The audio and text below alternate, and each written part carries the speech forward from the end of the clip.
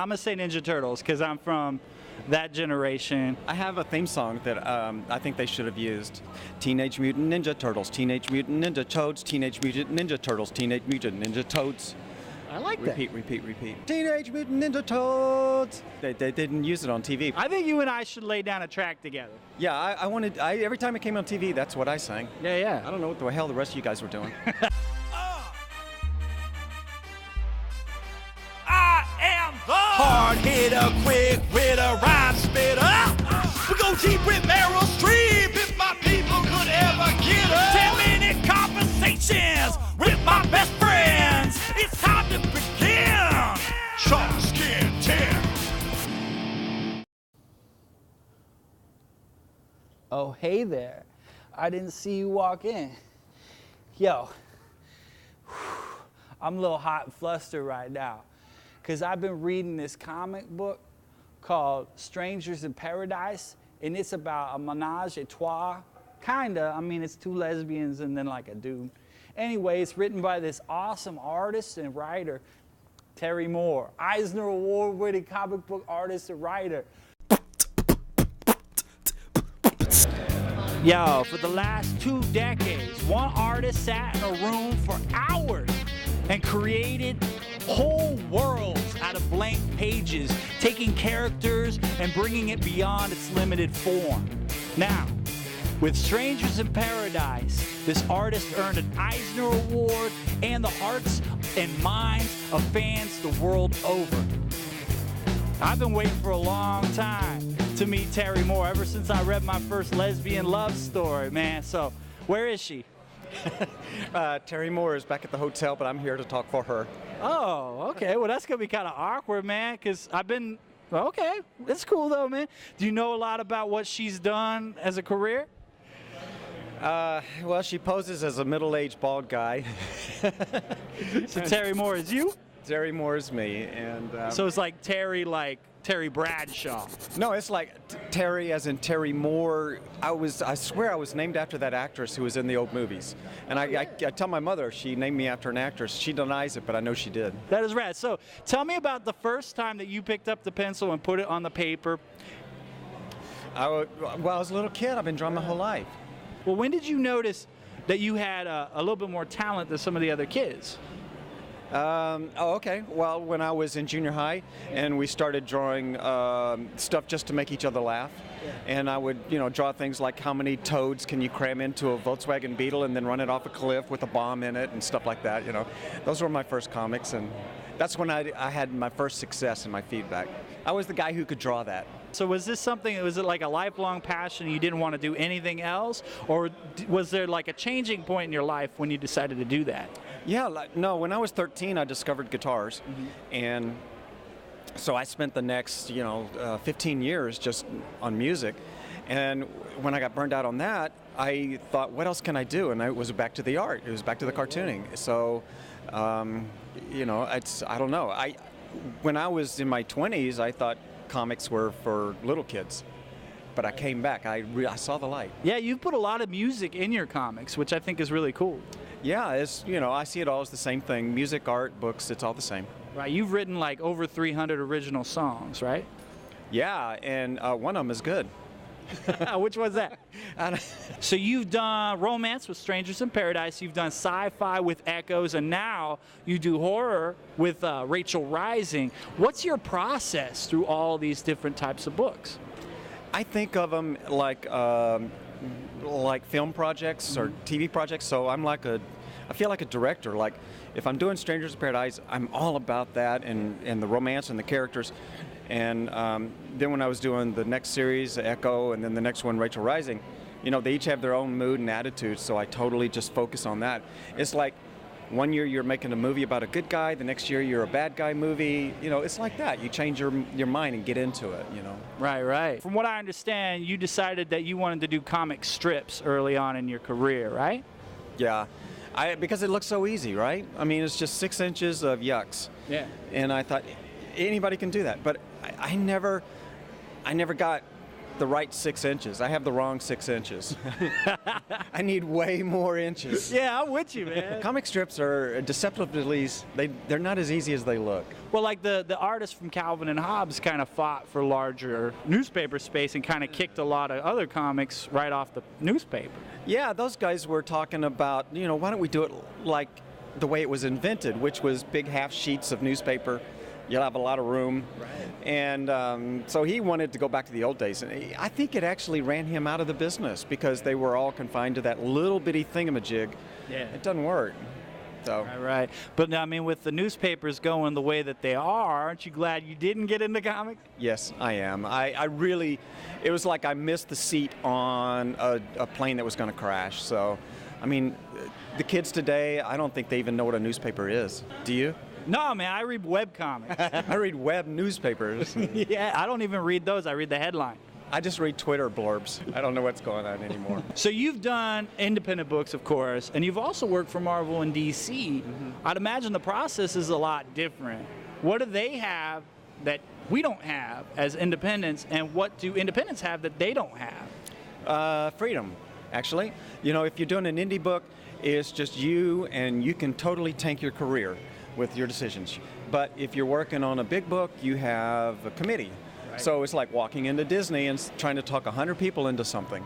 The downside of working on a big book is that it's kind of like you're the third husband. Like there may be some love there, but the kids don't trust you. Right. And you're not the one that invented the character. You're not the one that developed the crowd and the following. So you're always on probation. It's your job to screw it up, So it can be very tricky when you get started on somebody else's big book. But it can be really fun to play in those great playgrounds, like when I did a Spider-Man Loves Mary Jane series. And I finally got to work on the Spider-Man that I loved in high school.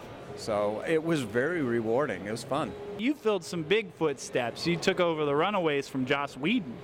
Yeah, I'm a fool. I followed Brian K. Vaughan and Joss Whedon, and I just walked in like I belong there. Yeah. But you kind of have to have a little bit of self-assurance to walk out there. I mean, otherwise you really can't be in the business anyway. So I tried to learn from them, and then you do your thing.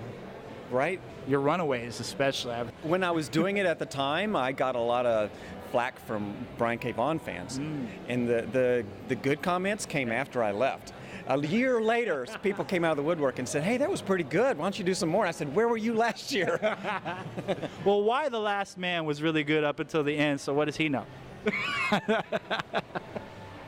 You've done Spider-Man now, you've done The Simpsons, you've done Buffy the Vampire Slayer, you've done Star Wars, you've done all these great books, Marvel Team Up, Batman, or Batgirl, The Joker, all that. What character, if you could take any character, would you want to take the reins from?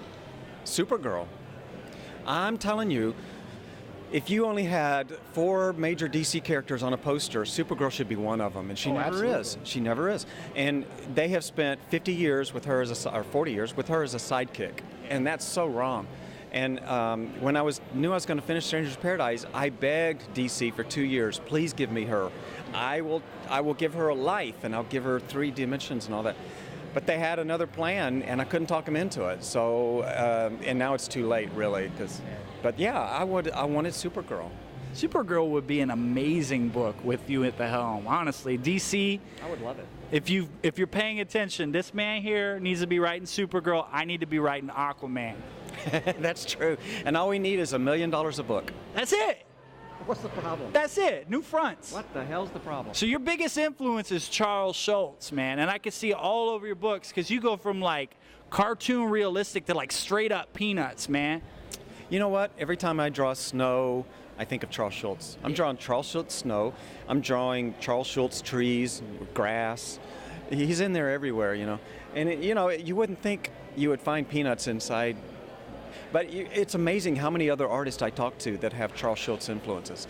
It's amazing how many creators I talk to that wanted to build worlds in cartoons because of the Charles Schulz Christmas special. It was a great one. He built his own little world that was better than ours, you know. Yeah. And young creators saw that and they said, I want to do that. So they grew up to be like Brian K. Vaughan or whatever, you know. It's really cool. Well, something that's always bothered me about your books is that you don't have any talking dogs. I love dogs. I mean, I will stop the car and get out and go hug a dog if I see one. And so I don't know why I do that. I just think they're funny. They're nature's clowns. They really are. Man. Yeah. And they kiss you with the same thing that they lick themselves with. Well, don't we all? That's true. Strangers in Paradise. Freddie Femur. He's kind of like a misogynistic, selfish douchebag. But when I see Freddie Femur and I see a picture of you, it looks to me like you drew yourself into the book. Like his hairline went with yours and everything. How much of Terry Moore is in Freddie Femur? On a pie chart, it's more than you can eat. I'm a lot of Freddie Femur. There's a lot of a-hole in me, and so, you know, and I have found that if I say like Freddie Femur things on the Twitterverse, people go, oh, Terry, no. But if Freddie says it, it's okay, you know? So it's really good to have these avatars that you can vent through. Yeah, absolutely, man. Well, I mean, but on the flip side, there's got to be something that's totally not Freddie Femur in you for you to write all these powerful, empowering female characters, too. You know, it's just I can't explain it really. You know, it's just I've always tried to pay attention, and once you kind of get it into your head that the women are actually having a different walk on the planet than we are, you start looking at it. You know, it's like you can't stop noticing that it's different for women. And once I did that and started writing about it, you know, they say write about what you know. Well, that's not true. Write about what you don't know and figure it out as you write, and it compels you to keep writing, and it compels people to keep reading. So I wasn't writing because I know it all. I was writing because, man, I can't figure this out. How does this work? Right. You know, it's weird. So the only thing I did learn is compassion and, you know, be patient, and, you know, we all belong here. Right. Right? Yeah, absolutely, man. Even you and me. Yeah. Well, in a way, too, I could see that, you know, I can see what you're saying, because I know you at one point talked about how Kachu was a girl that you saw while driving past. And so it was sort of, as men typically kind of do, we sort of like idolize or like invent life stories for hot girls on the side of the road. And that's kind of like the birth of Strangers in Paradise, right? Yeah, and, you know, and I was that guy that I had pretty girls were on pedestals, yeah. Right?